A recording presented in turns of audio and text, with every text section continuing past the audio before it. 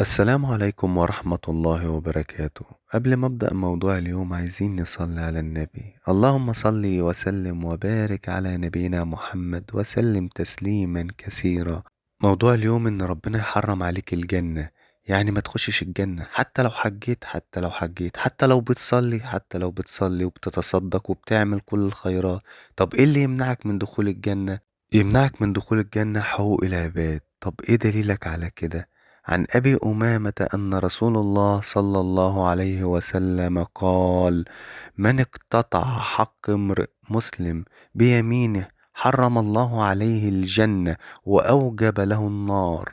قالوا: فإن كان شيئا يسيرا يا رسول الله؟ قال: وإن قضيبا من أراك.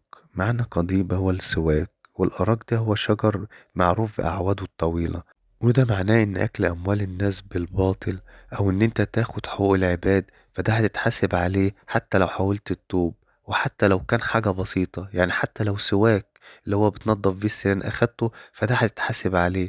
فخد بالك، مهما تكون شايف الحاجة بسيطة هي ممكن تكون سبب ان ربنا يحرمك من الجنة. فأبسط الأشياء خد بالك منها، وما تاكلش مال حد، واعطي لكل واحد حقه ولا تظلم أحد، فربنا لا يترك حقوق العباد.